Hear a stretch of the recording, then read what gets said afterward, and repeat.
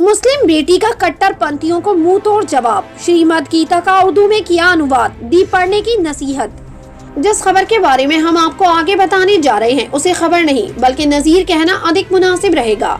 एक ऐसी नजीर जिसने उन सभी लोगों की बोलती बंद कर दी है जो कभी समाज को मजहब के नाम पर, तो कभी जाति के नाम पर, तो कभी कभी अपनी तमाम हदों को पार करते हुए सूबों और भाषाओं के आधार पर भी अखंड राष्ट्र को खंडित करने पर आमादा हो जाते हैं। लेकिन इस मुस्लिम बेटी ने जिस तरह की नजीर पेश की है उसे हर कोई सलाम कर रहा है। इस मुस्लिम बेटी ने नफरत की फैक्ट्री चलाने वाले कट्टरपंथियों को मुंह तोड़ जवाब देकर उन्हें अपने हद में रहने की हिदायत दे डाली है। आइए आगे आपको इसके बारे में विस्तार से बताते हैं।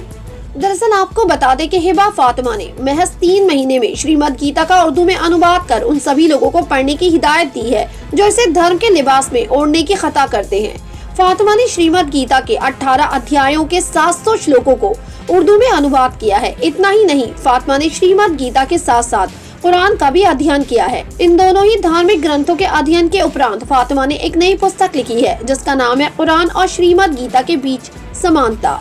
अब ये पुस्तक खासा सुर्खियों में है। लोग इस पर अलग अलग तरह से अपनी प्रतिक्रिया व्यक्त कर रहे हैं। कुछ लोग इसे कट्टरपंथियों से भी जोड़ रहे हैं। इस पुस्तक को कट्टरपंथियों के मिले मुंह तोड़ जवाब के रूप में देखा जा रहा है। माना जा रहा है कि आगामी दिनों में बाजार में इस पुस्तक की अच्छी खासी मांग भी देखने को मिल सकती है। मीडिया में चल रही खबरों के मुताबिक फातिमा मूल रूप से तेलंगाना की रहने वाली है।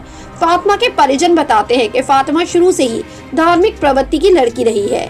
शुरू से ही उसकी धार्मिक पुस्तकों के अध्ययन में रुचि रही है। फातिमा अन्य लड़कियों से काफी अलग है। खुद को आधुनिकता से महरूम रखने वाली फातिमा हमेशा हिजाब में रहती है। इस पुस्तक की विशेषताओं पर प्रकाश डालते हुए फातिमा ने कहा कि इसे कोई भी आम पाठक बेहद ही आसानी से समझ सकता है।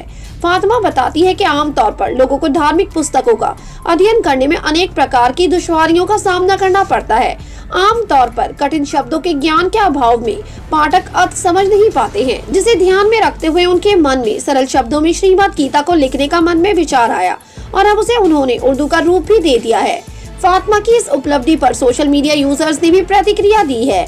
सलीम मंसूरी नाम के ट्विटर यूजर ने लिखा, तेलंगाना के नजीमाबाद इलाके में रहने वाली हिबा फातिमा ने 3 महीने में श्रीमद् भगवत गीता के सभी 18 अध्यायों के 700 श्लोकों का अनुवाद उर्दू में कर दिया है। हिबा फातिमा ने कुरान का भी अध्ययन किया है। उसने गीता और कुरान का निचोड़ निकालकर एक किताब लिख दी है। एक अन्य यूजर ने कहा, सुभान अल्लाह, बहुत अच्छा काम, आपने साबित कर दिया कि सभी धर्म एक हैं।